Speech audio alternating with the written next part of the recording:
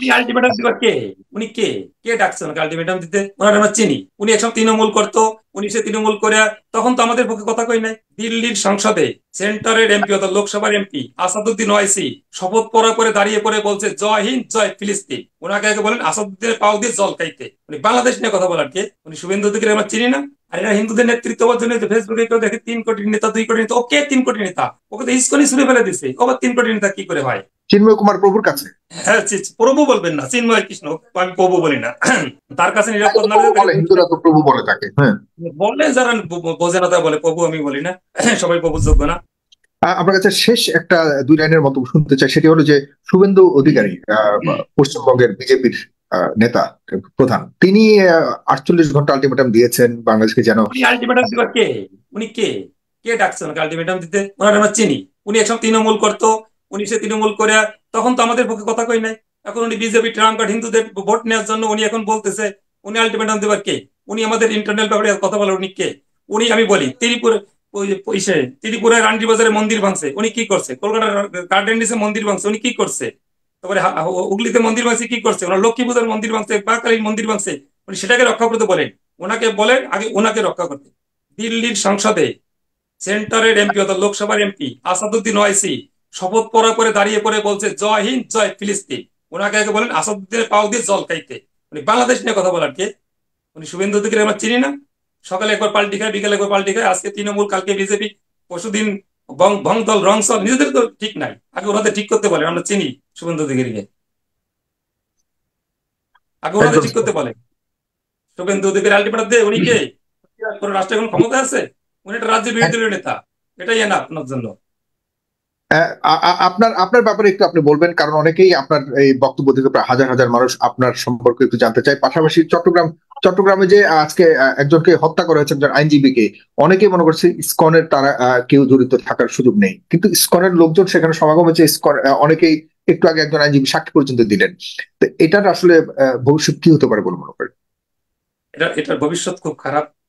কিছুদিন আগে চট্টগ্রামে হাজারীগলিতে তারা পুলিশের পরে এসিড ছুড়তে পারে, আর্মির পরে, এবং আইন শৃঙ্খলা বাহিনী কেন কঠোর হচ্ছে না জানি না। যারা হাজারীগলিতে আইন শৃঙ্খলা বাহিনীর উপরে এসিড ছুড়ছে তাদেরকে শিকড় তুলে দেওয়া উচিত, খুঁজে একটা একটা করে খুঁজে বের করা উচিত। আর গতকাল রাত থেকে চিন্ময়কে অ্যারেস্ট করার পর থেকে যারা যারা ফেসবুকে উস্কানি দিছে, সবাই শাহবাগে চলে আসেন, সবাই টিভি গজালে চলে আসেন, সবাই চট্টগ্রামে চলে আসেন, সব ফেসবুক আইডি ভেরিফাই করে এই সবাইকে আইনের আওতায় আনতে হবে। এক, আর যেহেতু হত্যাটা কোথায় হয়েছে কিভাবে হয়েছে এটা তো আমি নিজ চোখে দেখি নাই, এটা বাংলাদেশের থাকলেও দেখতাম না। এখন যে বিষয়টা হচ্ছে এখানে সরকারের সর্বোচ্চ সংস্থা দেওয়ার মানে তদন্ত করে। আদালতের সামনে একটু আগে আপনি ছিলেন না যখন, তখন আইনজীবী যিনি একদম তার যার চোখের সামনে ঘটনা ঘটেছে তিনি সাক্ষী দিয়েছেন, একদম আদালত থেকে বের হওয়ার সময় আদালতের সামনে যে কোর্ট পাড়াতে যে মসজিদ থাকে সেই মসজিদে হামলা করেছিল তারা, সেই মসজিদে হামলা করার প্রতিবাদ করেছিল সেখানকার কোর্ট পড়া আইনজীবী, মানে গাউন পড়া আইনজীবী, সেই আইনজীবীকে সেখান থেকে তুলে নিয়ে ইসকনের ওই যারা এসেছিল, ইসকনের সদস্যরা, ওই মিছিলে যারা ছিল তারাই তুলে নিয়ে পার্শ্ববর্তী একটা বিল্ডিং এর পেছনে নিয়ে তাকে জবাই করে হত্যা। আমরা এখানে ইসকনের সদস্য না বলি, যেহেতু ইসকন এখানে এই আন্দোলনের নেতৃত্ব দিয়ে নাই, আমরা এদেরকে সন্ত্রাসী আমরা বলি। এরা সব সন্ত্রাসী, এরা খুনি, আমরা সেটা বলি। এদেরকে আমরা ইসকন সদস্য না বলি, যেহেতু মানে আপনি ইসকনের বলতে চাচ্ছেন যে ইসকনের ইসকনে প্রকৃত। কিছু হলে ইসকনের ব্যানার হতে হবে, ইসকনের নেতৃত্ব হতে হবে। যেহেতু ইসকনের নেতৃত্ব নয়, ইসকনের ব্যানার নয়, কারণ ইসকন থেকে কেউ বহিষ্কৃত, কেউ দলছুট, ঠিক আছে, এরকম সব জায়গায় ইসকনে থাকে, সব সংগঠনে থাকে। এই যে পুলিশ, আমরা এক মিনিট দাদা, পুলিশকে দেখি যে অনেক সময় কাকে ইয়োবাইতে ধরায় দেয়, তার মানে তো সব পুলিশ দোষী না। আর যে পতাকার যে বিষয়টা, রাষ্ট্র অবমাননার বিষয়টা, এটা কিন্তু ওই চিন্ময় নীতি পতাকা লাগাই নাই। এক, আর যারা পতাকা লাগাইছে আমার মনে হয় তারা জানতো না কোন পতাকা উপরে লাগাইতে হবে, কোন পতাকা নিচে লাগাবে, অতি উৎসাহে লাগাইছে। ওরা ইন্টেনশনালি কিন্তু অবমাননা করে নাই। এখানে কিন্তু এই মামলাটা বড় না, সুন্দর শুধু করে কিন্তু চিন্ময় একটা কুমারের সমাধান ছিল। সাম্প্রতিককালে যে এই যে জনসমাবেশ থেকে শুরু করে তার যে ব্যক্তিগত ভূমিকা, এটার পেছনে কি আসলে আপনার এই ইসকনের আদর্শিক জায়গা থেকে করেছেন নাকি রাজনৈতিক কোনো উদ্দেশ্য আছে এই এই জায়গাটাতে আপনি রাজনীতি থেকে হাজার। করেছেন। এর সুন্দর একটা উদাহরণ আমার কাছে আছে। 2022 সালে সংখ্যালঘু লোক মারা গেছে 154 জন, যেখানে হিন্দু মহাজোট সেটাকে সাংবাদিক সম্মেলন করে জানাইছে এবং রিপোর্ট আছে। মানে এই আপনারা রিপোর্ট করছেন, মিডিয়ায় রিপোর্ট আছে।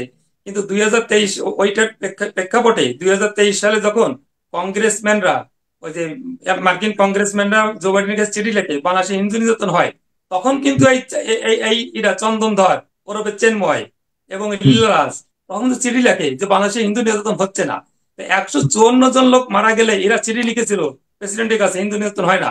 তো ওরা তো ইসকনের পক্ষে লেখার কেউ না, লিখলে তো সেন্টার ইসকন লিখবে।